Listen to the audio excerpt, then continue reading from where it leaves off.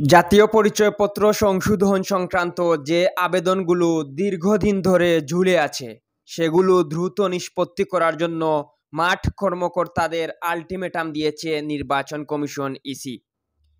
২০২০ সাল অথবা এর আগের এনআইডি সংশোধনের আবেদনগুলো আগামী ১৪ দিনের মধ্যে নিষ্পত্তি করতে বলেছে সংস্থাটি। রোববার ১ ডিসেম্বর এনআইডি অনুবিভাগ সিস্টেম অ্যানালিস্ট তথ্য ব্যবস্থাপনা মোহাম্মদ আরিফুল ইসলাম এ সংক্রান্ত একটি চিঠি কর্মকর্তাদের পাঠিয়েছেন। চিঠিতে জানানো হয়েছে ২০২০ অথবা এর আগে সংশোধনের আবেদনগুলো নিষ্পত্তির বিষয়ে সিদ্ধান্ত গৃহীত হয়েছে।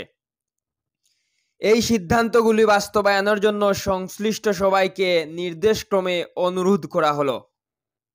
সিদ্ধান্তগুলো হলো: আগামী ১৪ ডিসেম্বর ২০২৪ তারিখের মধ্যে সংশ্লিষ্ট কর্মকর্তার অ্যাকাউন্টে থাকা সব আবেদন প্রয়োজনীয় ব্যবস্থা গ্রহণপূর্বক নিষ্পত্তি করবেন। তদন্তাধীন থাকা আবেদনগুলো তদন্তকারী কর্মকর্তা কর্তৃক দ্রুত তদন্ত প্রতিবেদন দাখিল সহ নিষ্পত্তিকারী কর্মকর্তা আগামী ১৪ ডিসেম্বর ২০২৪ তারিখের মধ্যে নিষ্পত্তি করবেন। যেসব আবেদনের ক্ষেত্রে ভোটারদের কাছে ডকুমেন্ট চাওয়া হয়েছিল সেসব আবেদনের চাহিত ডকুমেন্ট নির্ধারিত সময়ের মধ্যে দাখিল না করে থাকলে তা আগামী ১৪ ডিসেম্বরের মধ্যে বাতিল করবেন। যেসব আবেদনের ক্ষেত্রে ভোটারদের সাক্ষাৎকার চাওয়া হয়েছিল সেসব আবেদনের ক্ষেত্রে আগামী ১৪ ডিসেম্বরের মধ্যে সাক্ষাৎকার নিয়ে নিষ্পত্তি করতে হবে।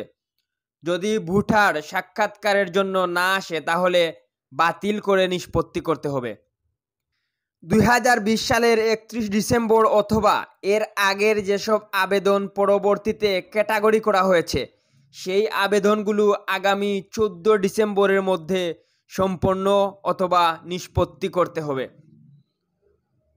এম কে তুহিন, আধুনিক ডেস্ক।